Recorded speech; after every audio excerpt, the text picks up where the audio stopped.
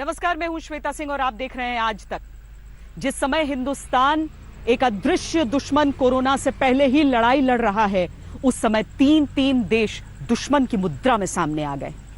चीन तो पहले ही लाइन ऑफ एक्चुअल कंट्रोल पर उत्पात मचा रहा था। नेपाल ने भी अपना नया नक्शा निकालकर भारत से टक्कर लेने की ठानी है और पाकिस्तान वो लाइन ऑफ कंट्रोल पर लगातार बमबारी कर रहा है, शेलिंग कर रहा है, लेकिन भारत भी सबका माकूल जवाब दे रहा है।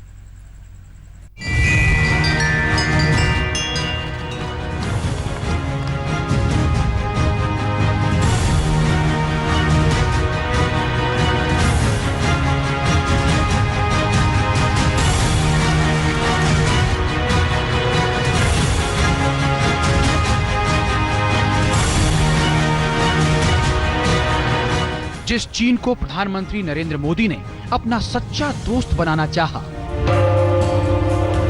जिस पाकिस्तान से संबंध सुधारने में कोई कसर नहीं छोड़ी, जिस नेपाल के हित को हिंदुस्तान के हित से जोड़ा, ये तीनों आज सीमा के सवाल पर बवाल मचा रहे हैं। बॉर्डर पर गदर की गीदड़ भभकी देते हैं और दोस्ती के सारे उसूलों और वादों को धोखे की भेंट चढ़ा देते हैं, जबकि दुनिया में हिंदुस्तान जैसा देश मिलेगा नहीं जो ना किसी मजबूत देश से आंख झुकाकर बात करता हो और ना किसी कमजोर को आंख दिखाकर।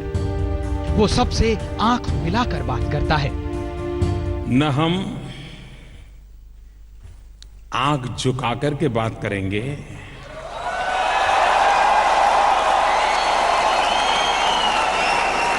और न ही हम आंख दिखाकर के बात करेंगे। हम दुनिया से आंख मिलाकर बात करेंगे। भारत की सरहद नेपाल से मिलती है तो चीन और पाकिस्तान से भी।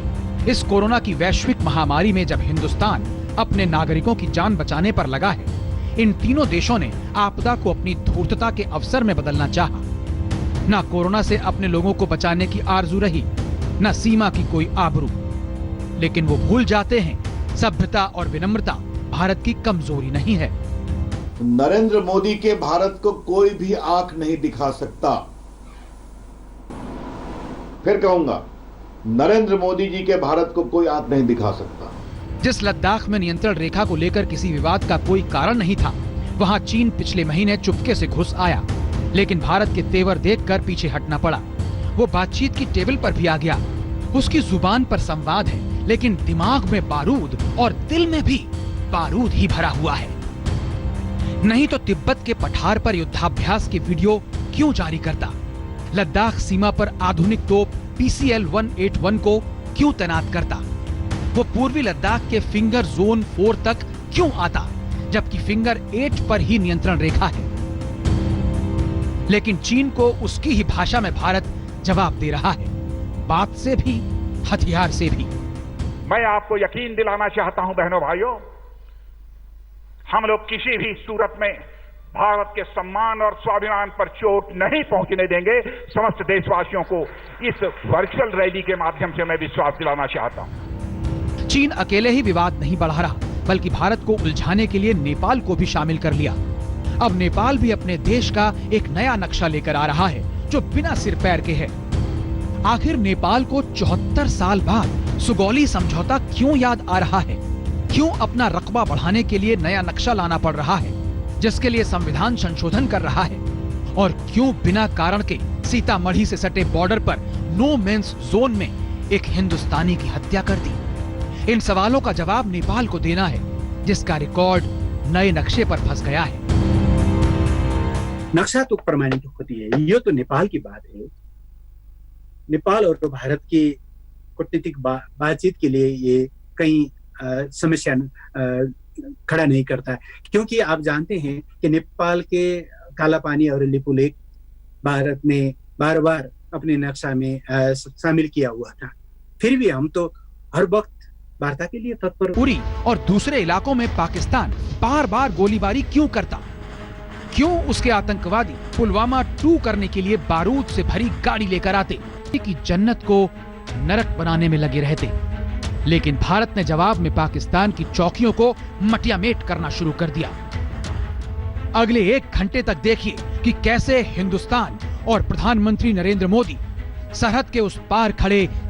चीन ने तो धोखेबाजी की इंतहा कर दी है। चीन से लगातार हमारी बातचीत भी जारी है, लेकिन चीन ने अपने सैनिकों की तैनाती लगातार बढ़ाई है।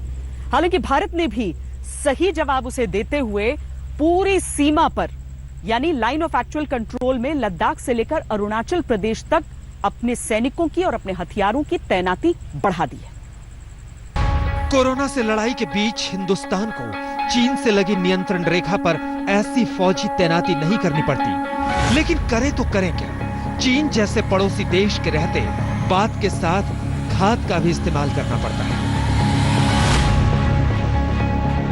चीन के साथ बेहद सख्त बातचीत के बीच भारतीय सेना पूरी तैयारी के साथ नियंत्रण रेखा की तरफ कूच कर रही है। लद्दाख से लेकर उत्तराखंड, सिक्किम और अरुणाचल प्रदेश तक चीन को बराबरी की टक्कर देने के लिए सेना की तैनाती बढ़ती जा रही है।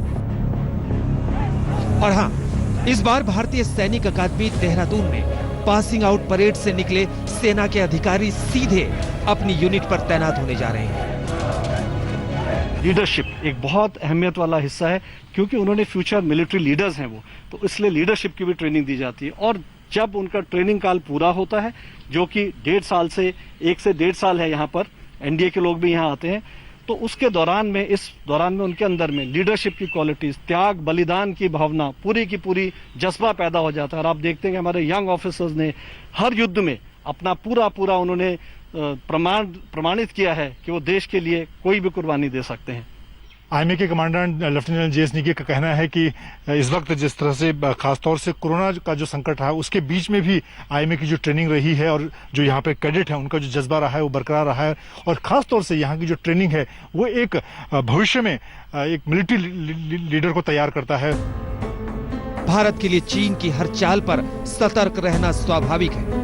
खुफिया जानकारी के मुताबिक भारतीय सीमा के उस पार लद्दाख से लेकर उत्तराखंड और सिक्किम तक चीन अपने इलाके में सैनिकों को इकट्ठा कर रहा है। इसलिए बातचीत के बीच भी भारत ने अपनी तैनाती तेज कर दी है। बुधवार से शुरू हुई बातचीत में भारत ने साफ कर दिया कि पेंगोंग त्सो झील, दौलत बेग ओल्डी और डेमचौक में वो इंच भर भी पीछे नहीं हटेगा। साथ ही चीन को फिंगर 4 से हटकर फिंगर 8 पर जाना ही होगा। साथ ही वो अपने तमाम सैनिकों को भी पीछे ले जाए। यहां चीन को भारत की ओर से सड़क बनाने पर मिर्ची लग गई थी। उसने दरबुक श्योक दौलत बेग ओल्डी को जोड़ने वाली एक और सड़क बनाने पर भी टांग अड़ा दिया था, लेकिन भारत ने चीन की परवाह करना बंद कर दिया है। हिंदुस्तान पिछले 5-8 सालों में फिंगर 8 तक पेट्रोलिंग करता रहा है और उसका डायरेक्ट कंट्रोल रहा है फिंगर 4 तक। तो ये फिर फिंगर्स की तरफ, फिंगर 4 की तरफ बंकर बनाना, फिंगर 3 और 4 के बीच में चीन ने बंकर्स बनाए हैं, टनल्स बनाए। क्यों? ये तो हमारा है, डोमिनेशन हमारा एरिया है, हमारा क्षेत्र है, तो क्यों बनाया आपने? इसका मतलब है दोषी चीन है। लद्दाख में मौजूद 3 इन्फेंट्री डिवीजन के अलावा 2 और ब्रिगेड भेजी गई है। ये वो ब्रिगेड है जो हर साल ऊंचे पहाड़ों पर युद्धाभ्यास के लिए जाती है। उधर हिमाचल प्रदेश में चीन की सीमा पर अतिरिक्त सैनिकों को तैनात किया गया है। हाल ही में western army commander lieutenant general RP Singh ने हालात की जानकारी लेने के लिए फॉरवर्ड पोजीशन का दौरा किया। उत्तराखंड में सैनिकों की तैनाती बढ़ाई गई है। गढ़वाल और कुमाऊं सेक्टर में सरहद पर सैनिकों की संख्या पहले से कहीं ज्यादा हो गई है। लेकिन चीन की जो बात करने के तरीके हैं, चीन हमसे बातचीत करता है, लेकिन अपने कैपेसिटी बिल्डिंग में उसने कोई कमी नहीं की है। चाहे वो तिब्बतन प्लाटो के ऊपर एक्सरसाइजेस हों, जिससे ग्लोबल टाइम्स एक प्रोपेगेंडा के दौर पर सारे विश्व में ये साबित करना चाहता है। दरअसल चीन की सेना उत्तराखंड के बाराहोती के उस पार लगातार अपने हेलीकॉप्टर भेज रही है। गढ़वाल सेक्टर के आखिरी शहर के उस पार 30 किलोमीटर दूर चीन ने एक बड़ा मिलिट्री बेस बना रखा है। उधर सिक्किम में भी चीन नाथुला में दबाव बनाता दिख रहा है। ऐसे में वहां भी अतिरिक्त ब्रिगेड भेजी जा रही है। लद्दाख से अरुणाचल तक चीन अपने असली रंग में आ गया है। लेकिन बॉर्डर पर उससे दो दो हाथ करने की ताकत भारत में भरपूर है। दिल्ली में मंजीत नेगी के साथ अशरफ वानी, लद्दाख आज तक। चीन को दिक्कत यह हो रही है कि भारत के साथ बड़े बड़े देश खड़े हैं। अमेरिका जैसा देश खुलकर भारत का साथ दे रहा है। रूस कहने को तो चीन का दोस्त है, लेकिन भारत के खिलाफ जाने को तैयार नहीं। तो नेपाल ऐसे में क्या करे? अधिकतर देश तो उससे नाराज हैं, लेकिन नेपाल का इस्तेमाल वो कर रहा है। वो नेपाल का इस्तेमाल इसीलिए कर रहा है ताकि कुछ ऐसी जगहें जो कि भारतीय सीमा में हमेशा हमेशा से रही हैं, उन पर नेपाल अपना अधिकार जताने की कोशिश कर रहा है। चीन की चालाकी को नेपाल ने अपनी कूटनीति बना लिया और उसकी वो कूटनीति भारत के साथ सीमा विवाद के रूप में खड़ी हो चुकी है। जिस वक्त पूर्वी लद्दाख में चीन की घुसपैठ का भारत जवाब दे रहा था, उसी दौरान नेपाल ने एक नक्शा जारी कर दिया जो भारत के साथ संबंधों पर धोखे का नया वकालतनामा साबित हुआ। 18 मई को जारी नक्शे में नेपाल के लिपुलेख, कालापानी और लिम्पियाधुरा को अपना इलाका दिखाया। भारत ने उसको बिल्कुल भाव नहीं दिया तो नेपाल प्रलाप करने लगा। कालापानीमा भारतीय फौज बसेर त्यहाँभन्दा उता लिपुलेख र लिम्पियाधुरा त्यसलाई भारतले कब्जा गरेको छ। हामीबाट त्यो भूमि सेना राखेर छुट्याएर लगिया छ। सेना नराखेसम्म त हाम्रो भोग चलनमा छँदै थियो। सेना राखेपछि हामी सेना भएका ठाउँमा पनि जान पाएनौँ, त्योभन्दा उता पनि जान पाएनौँ र यसरी एक ढंगले भन्ने हो भने यो कब्जा हो। कैलाश मानसरोवर यात्रा को आसान बनाने के मकसद से रक्षा मंत्री राजनाथ सिंह ने लिपुलेख तक के सड़क मार्ग का उद्घाटन किया था, जिसके 15 दिनों के अंदर नेपाल ने अपना नया राजनीतिक नक्शा निकाल दिया और गुरुवार को नेपाल कैबिनेट ने भारत की जमीन पर अपने दावे का सबूत जुटाने के लिए 9 लोगों की कमेटी बना दी। विधेयक दर्ज करवाने के बाद सरकार को ज्ञात आती है, पता नहीं वो भूभाग मेरा है या नहीं है, पता नहीं वो भूभाग ठीक है या नहीं है। इस उद्देश्य के साथ कल सरकार ने अचानक एक विज्ञों की समूह बनाई है कि जाओ और नेपाल की सीमा कहाँ क्या है, कैसा नक्शा होना चाहिए, यह बना के लाओ करके विज्ञ समितियों का यह उपहास है। नेपाल ने सीमा पर विवाद बढ़ाने के लिए वही रास्ता अख्तियार कर लिया जो पाकिस्तान अपनाता है। बिहार में सीतामढ़ी से सटे नो मैंस लैंड में जो हिंदुस्तानी जाते थे उन पर गोली चला दी, जिसमें एक आदमी की जान चली गई और 4 लोग घायल। थोड़ा खेत का कौन कान पच लीजिए, वो पर वहाँ गए हैं। इसे गांव का एक आदमी गए हैं, वहाँ कुछ लड़ाई झगड़ा हो गया है। किससे हुई है झगड़ा? लड़ाई झगड़ा किससे हुआ? फोर्स से, नेपाल वाले, नेपाली पुलिस से। हाँ। इसके बाद में वो गोली चला दिया है। इंस्टेंटली जनरेटेड लोकल इशू, ऐसा भी नहीं कि पहले से प्रूव कर रहा हो। तो उस अल्टरकेशन में उस जो मतभेद हुआ उसमें मोबाइल से उन लोगों ने फ़ोन कर दिया और बहुत सारे ग्रामीण उस जानकी नगर से आ गए। यहाँ के ग्रामीणों का कहना है कि नेपाली पीएफ एग्रेसिव हुआ। तो ये दोनों वर्सन है जो अनुसंधान का विषय है। अब आप उस सुगौली संधि के बारे में जान लीजिए, जिसका हवाला देकर नेपाल को अचानक भारतीय भूखंड भी अपना लगने लगा। नेपाल और भारत के बीच करीब 1880 किलोमीटर की सीमा खुली हुई है। दोनों देशों में 98% सीमा पर कोई विवाद नहीं है, लेकिन उत्तराखंड के लिपुलेख, कालापानी और लिम्पियाधुरा में नेपाल तनाव पैदा कर रहा है। माना जा रहा है कि ये इलाका 370 वर्ग किलोमीटर में फैला है। 1816 में ब्रिटिश भारत और नेपाल के बीच सुगौली संधि हुई थी, जिसमें तिरहुत वाला इलाका भारत में आया और बदले में विराटनगर जैसा मैदानी इलाका नेपाल को मिला। साथ ही कालापानी से निकलने वाली महाकाली नदी को भारत और नेपाल के बीच सीमा का आधार बनाया गया। लेकिन नेपाल अब विवाद कर रहा है कि नदी की भारत की तरफ वाली तीसरी धारा तक उसका इलाका है, जबकि उसका इलाका पहली धारा तक ही सिमटा हुआ है। लेकिन नेपाल को न इतिहास की परंपरा दिखती है, न भूगोल की लकीरें। सुगौली संधि के तहत काली नदी के पूर्व के सभी भूभाग नेपाल के हैं और 1960s तक हमने उस जगह वहाँ के बस्तियों से, वहाँ के गांवों से लैंड रेवेन्यू कलेक्शन करते थे। वहाँ आम चुनाव हुआ था 1959 का और नेशनल सेंसस भी हुआ था। अभी लिपुलेख का विवाद भी आया है। भारत ने हर मुसीबत में साथ दिया।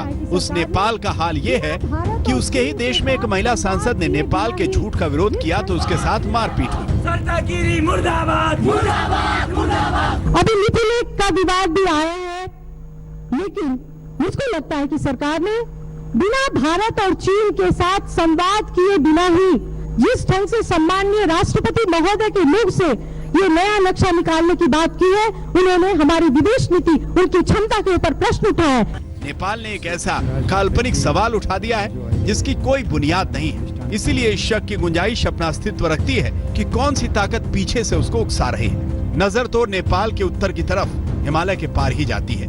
काठमांडू से पंकज दास और सीतामढ़ी से केशवानंद के साथ सुजीत कुमार झा, पटना, आज तक। कालापानी, लिपुलेख, लिम्पियाधुरा, इन 3 इलाकों को नेपाल बार बार कह रहा है कि वो उसका हिस्सा है, भारत का नहीं। हालांकि उसके पास कोई प्रमाण नहीं है ये चीजें साबित करने के लिए।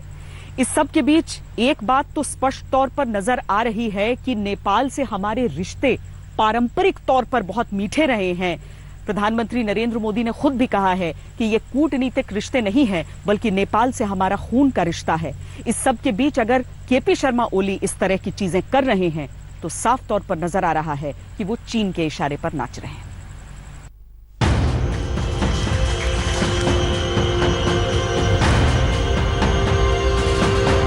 प्रधानमंत्री नरेंद्र मोदी 6 साल में 4 बार नेपाल जा चुके हैं। 2014 में देश की बागडोर संभालने के साथ ही नेपाल गए थे। दोनों देशों के बीच भगवान शिव के अलग अलग स्वरूप को लेकर एक डोर में बांधने की कोशिश की। सोमनाथ से भूमि से चल करके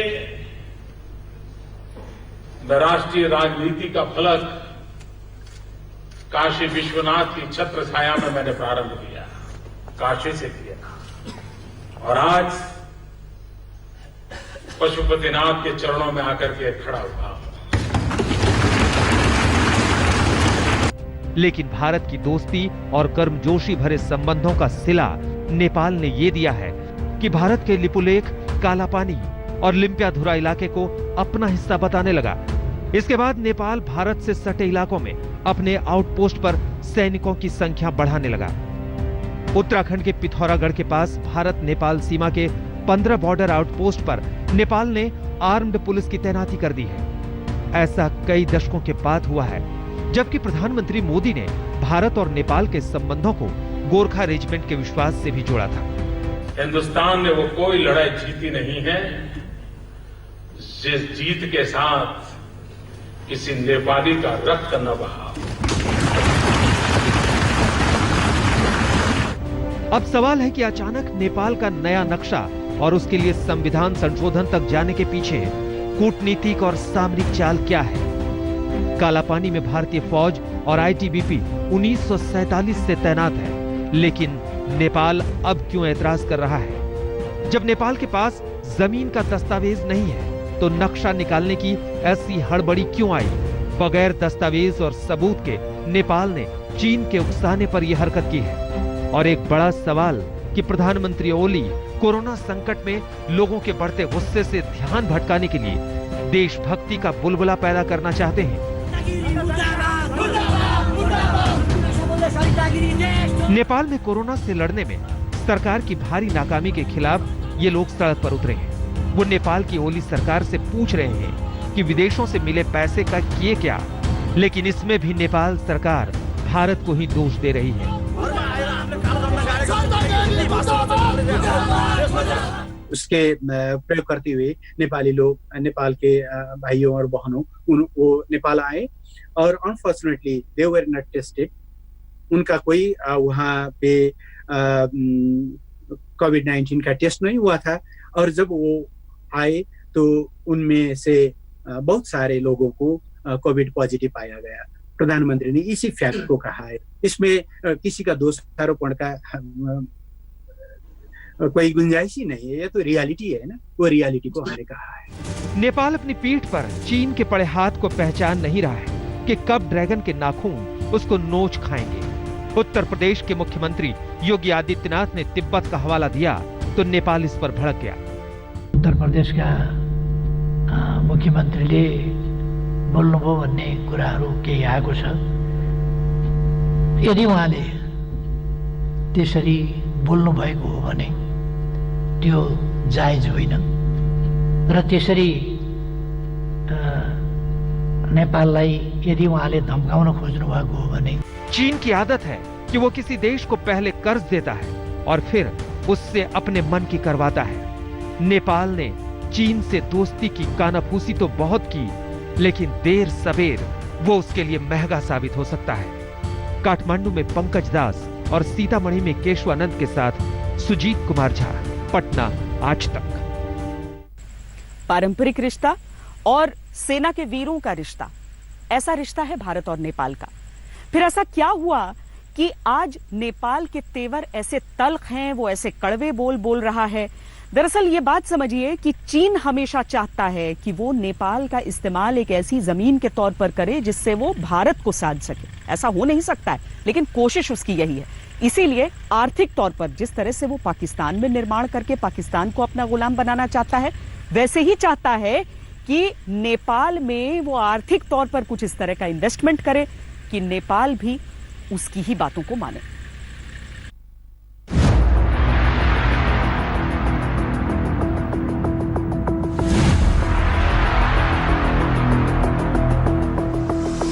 भारत के साथ नेपाल का ऐतिहासिक नाता रहा है, लेकिन पिछले कुछ वर्षों में नेपाल में चीन का प्रभाव बढ़ा है। चीन नेपाल के साथ रिश्ते को अब कुछ ज्यादा ही अहमियत दे रहा है। यही वजह है कि राष्ट्रपति शी जिनपिंग जब पिछले साल भारत दौरे पर आए थे, तो भारत के बाद वो सीधे नेपाल गए। ये बीते 23 साल में नेपाल में किसी चीनी राष्ट्रपति का पहला दौरा था। नेपाल दौरे में जिनपिंग ने 20 समझौते और 50 करोड़ डॉलर की आर्थिक मदद देने का भी ऐलान किया था। दरअसल नेपाल के मौजूदा प्रधानमंत्री केपी ओली चीन के काफी करीब माने जाते हैं। चीन में कम्युनिस्ट पार्टी का शासन है और नेपाल में ओली की कम्युनिस्ट पार्टी ऑफ नेपाल सत्ता में। नेपाल और भारत के एक बहुत अच्छे दोस्त थे जो राजा थे नेपाल के, उनको एक जो रॉयल फैमिली मैसेकर में वो मारे गए। उसके बाद नेपाल के अंदर माओवाद इंसर्जेंसी जो चाइना से स्पॉन्सर्ड थी 2006 तक चली, और उसके बाद जब टॉक्स हुई तो कम्युनिस्ट पार्टी ऑफ नेपाल जो इस माओवादी इंसर्जेंसी से ही बाहर आई थी, वो आज की डेट में पावर पे है। वैसे ओली की भारत से दूरी और चीन से करीबी कोई नई नहीं है। ये रिश्ता तब और मजबूत हुआ जब सितंबर 2015 में भारत के खिलाफ सख्त रुख अख्तियार करने वाले ओली की वजह से नेपाल की अघोषित नाकाबंदी हुई थी। ये नाकाबंदी भारत ने नहीं की थी। दरअसल नेपाल में तराई के नेताओं और कार्यकर्ताओं की कई मांगों को नेपाल के नए संविधान में शामिल नहीं किया गया था। इससे नाराज नेताओं ने भारत नेपाल सीमा को बंद कर दिया था। इसकी वजह से नेपाल में करीब 6 महीने तक पेट्रोल और गैस समेत कई बेहद अहम चीजों की किल्लत हो गई थी। लेकिन ओली सरकार ने भारत से बात करने की बजाय चीन से मदद लेना सही समझा। नेपाल ने चीन के साथ नई ट्रेड ट्रांजिट डील कर ली। इसके बाद 2017 में नेपाल की 2 कम्युनिस्ट पार्टियों ने मिलकर चुनाव लड़ा और नेपाली कांग्रेस को पराजित कर दिया। तब केपी शर्मा ओली और पूर्व प्रधानमंत्री कमल दहल प्रचंड ने हाथ मिलाया था। 2018 में दोनों ने अपनी अपनी पार्टी का विलय कर लिया। बताया जाता है कि इसके पीछे चीन का ही हाथ था। ऐसा कहा जाता है कि यहीं से नेपाल की राजनीति में नई दिल्ली के बजाय बीजिंग का प्रभाव बढ़ना शुरू हुआ। नेपाल लगातार ये कोशिश करता रहा कि वो भारत और चीन के साथ संतुलन बनाकर रखे, लेकिन प्रचंड और ओली जैसे नेताओं ने चीन से नजदीकी और भारत से दूरी को अपना सियासी हथियार बना लिया। 2008 में वामपंथी नेता प्रचंड जब पहली बार नेपाल के प्रधानमंत्री बने, तब पहले से चली आ रही परंपरा को तोड़ते हुए दिल्ली के बजाय उन्होंने पहला दौरा चीन का किया। उनके इस कदम से भारत चौंक गया। हालांकि बाद में उनका रुख भारत के पक्ष में भी हुआ, लेकिन नेपाल में ऐसे नेताओं की बदौलत भारत विरोधी भावना बढ़ती चली गई। दूसरी तरफ चीन आर्थिक मदद देकर छोटे छोटे देशों को अपने पक्ष में करने के खेल को नेपाल में भी आगे बढ़ाता रहा। चीन के लिए नेपाल की अहमियत कई मायनों में है। चीन भारत पर दबाव बढ़ाने के लिए नेपाल में अपनी पैठ बढ़ा रहा है। नेपाल और भारत के ताजा विवाद को चीन और नेपाल के इसी कनेक्शन से जोड़कर देखा जा रहा है। नेपाल और भारत की जो दोस्ती है उसको करार रखना है और किसी भी हद से, किसी भी उस एंगल से चाइना को ये दोस्ती को तोड़ने देने को की सारी कोशिश को हमने फेल कराना है। वहीं नेपाल की सीमा तिब्बत से मिलती है और नेपाल में 13,000 से ज्यादा तिब्बती शरणार्थी हैं। चीन के विरोध में ये अक्सर उठ खड़े होते हैं, जिनके दमन का रास्ता चीन तैयार करना चाहता है। आज तक ब्यूरो। और पाकिस्तान से तो तकरार हमारी हमेशा चलती ही रहती है। जहां तक लाइन ऑफ कंट्रोल का सवाल है, वहां पर पाकिस्तान हमेशा ये कोशिश करता है किसी तरीके से इतनी गोलाबारी करे कि अपने आतंकियों को घुसपैठ करा पाए भारत में। भारत पहले तो उन आतंकियों को खत्म करते रहा, लेकिन उसके बाद बीती रात भारत ने जवाब ऐसा दिया कि 10 पाकिस्तानी पोस्ट को पीओके में तबाह कर दिया। 10 चौकियों को तबाह कर दिया। भारतीय सेना के सब्र का बांध तब टूटा जब नायक गुरचरण सिंह सीज फायर उल्लंघन में शहीद हो गए। पाकिस्तान ने नौशेरा सेक्टर में एक खास मकसद से हिमाकत की थी। दरअसल जम्मू कश्मीर में आतंकियों के सफाए की सेना ने जो सेंचुरी लगाई, उससे पाकिस्तान इससे पाकिस्तान में काफी ज्यादा घबराहट है। वो काफी से बुखला गया है और चाहता है कि वैली के अंदर जल्दी से जल्दी घुसपैठियों को दाखिल करे, ताकि वैली के अंदर माहौल जो है सही ना हो सके। इसको निगाह में रखते हुए उसने जबरदस्त ऑफेंसिव स्टार्ट किया है through cease fire violations on a daily basis. Pakistan की इन हरकतों का भारत मुंहतोड़ जवाब दे रहा है। इसके बावजूद पाकिस्तान सुधरा नहीं है। वो लगातार सीमा पार से फायरिंग कर रहा है और गोले दाग रहा है। शुक्रवार को उसने जम्मू कश्मीर के पुंछ और बारामूला में सीज फायर का उल्लंघन किया और मोर्टार दागे। वहीं पाकिस्तानी सेना ने एलओसी से सटे जम्मू कश्मीर के पुंछ जिले के कस्बा और किरनी सेक्टर में गोलाबारी की। भारतीय सेना ने बयान जारी कर बताया कि शुक्रवार सुबह जम्मू कश्मीर के बारामूला जिले के रामपुर सेक्टर में पाकिस्तान ने गोलाबारी की। पाकिस्तानी सेना ने बिना उकसावे के सीज फायर का उल्लंघन किया है। पाकिस्तान की इस हरकत का मुंहतोड़ जवाब दिया जा रहा है। बारामूला के हाजी पीर सेक्टर में पाकिस्तान के गोले रिहायशी इलाकों में गिर रहे हैं। वहीं उरी सेक्टर में भी पाकिस्तान भारत के कई गांवों को निशाना बनाने की हरकत कर रहा है। पाकिस्तानी गोलाबारी में एक भारतीय नागरिक की मौत हो गई, जबकि एक महिला घायल है। सूत्रों के मुताबिक भारतीय सेना की जवाबी कार्रवाई में पाकिस्तानी सेना को काफी नुकसान हुआ है। आज फिर दोपहर को 1 बजे उसने केरन सेक्टर में और उरी सेक्टर में भारी गोलाबारी की। उसकी जवाबी कार्रवाई में हिंदुस्तान ने टारगेटेड हमले किए उसके टेररिस्ट लॉन्च पैड्स के ऊपर, गन पोजीशन के ऊपर और एमुनिशन डिपोज के ऊपर, और बहुत बड़ा पाकिस्तान को नुकसान पहुंचाया है। गर्मियों के दौरान और बरसात से पहले अक्सर पाकिस्तान कश्मीर घाटी में ज्यादा से ज्यादा आतंकियों की घुसपैठ कराना चाहता है। इस बार भी सीज फायर उल्लंघन के पीछे उसका यही मकसद है। वो चीन से भारत की तनातनी के बीच एलओसी पर भारत को मुश्किल में डाले रखना चाहता है।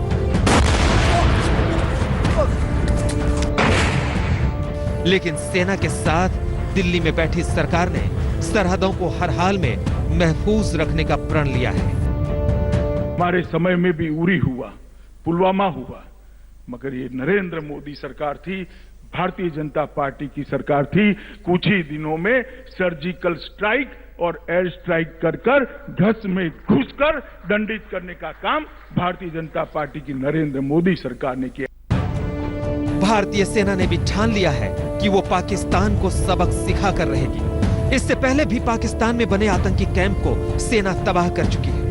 वहीं कई लॉन्च पैड भी नेस्तनाबूद किए जा चुके हैं। दिल्ली में कमलजीत संधू के साथ शुजाउल हक और अशरफ वानी, श्रीनगर, आज तक। नेपाल का जिक्र करते हुए हम ये कहते हैं कि नेपाल से रिश्ते हमारे अच्छे हैं, लेकिन आज क्या हो रहा है।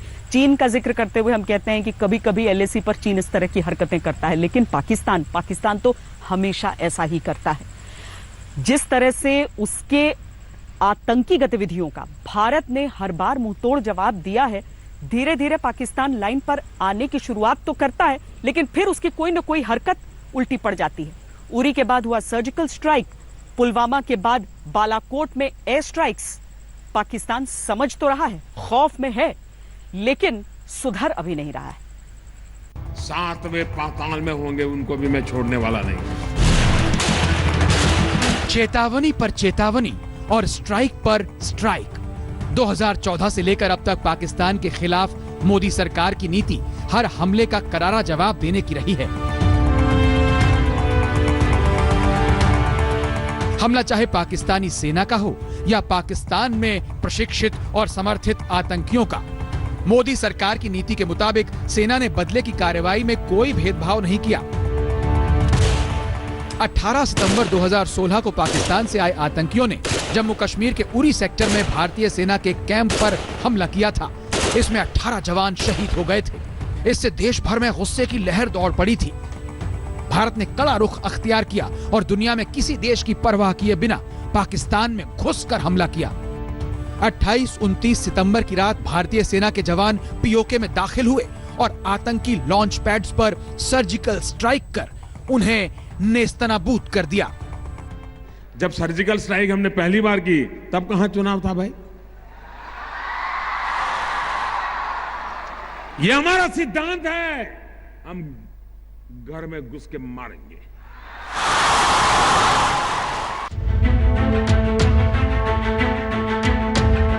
सर्जिकल स्ट्राइक के बाद पाकिस्तान हिल गया।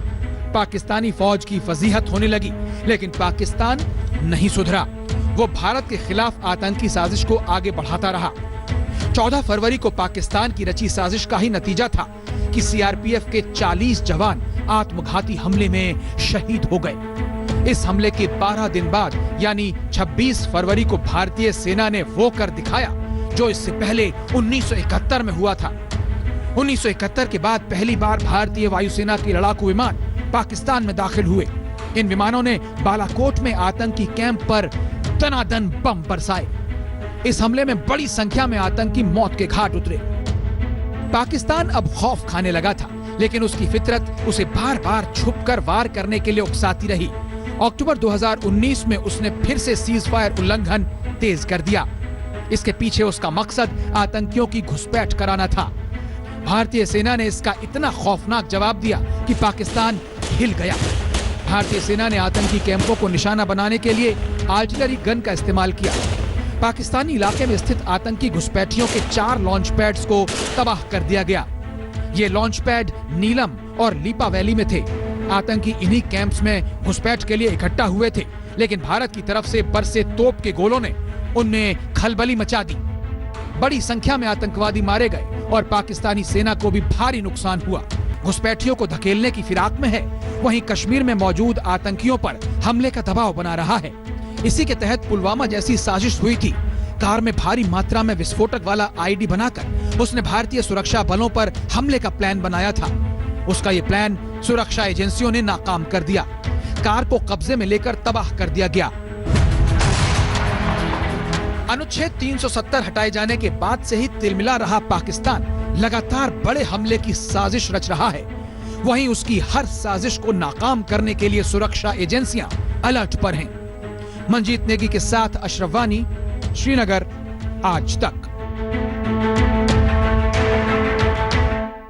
और पाकिस्तान और चीन की साठगांठ के तो क्या कहने। जिस तरीके से चीन इकोनॉमिक कॉरिडोर बना रहा है, जिसका बड़ा हिस्सा पाक अधिकृत कश्मीर में नजर आता है, उसे देखकर समझ में आता है कि पाकिस्तान वही करेगा जो चीन उसे कहेगा। वैसे भी चीन जब जब गड़बड़ियां फैलाता है तब तब पाकिस्तान कोशिश करता है कि भारत दबाव में होगा, वो कुछ न कुछ ऐसी हरकत कर दे सीमा पर।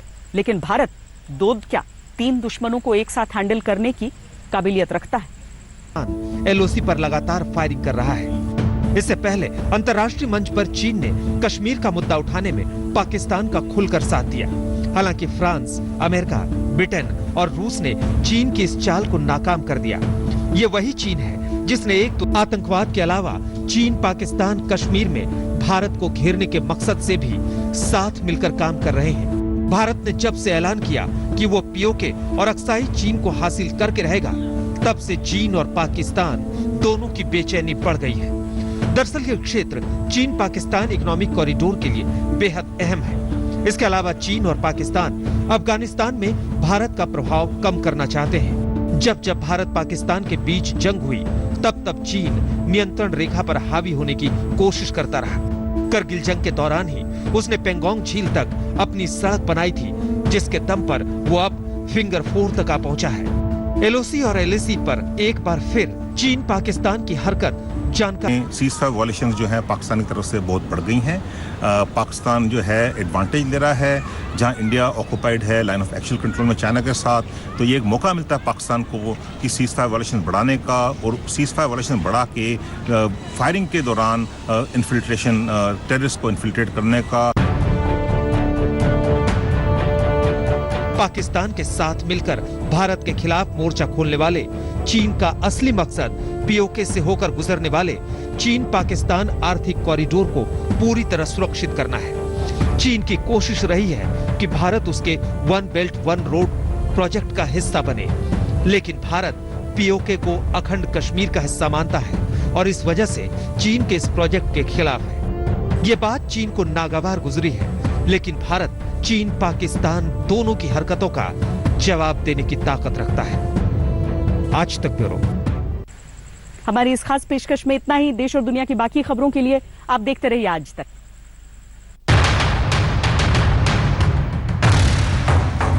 नमस्कार, मैं हूं अंजना ओम कश्यप। हमें उम्मीद है ये वीडियो आपको पसंद आया होगा। लेटेस्ट खबरों के लिए यूं ही देखते रहिए आज तक, और इस वीडियो के पसंद आने पर लाइक, शेयर एंड सब्सक्राइब करना ना भूलें।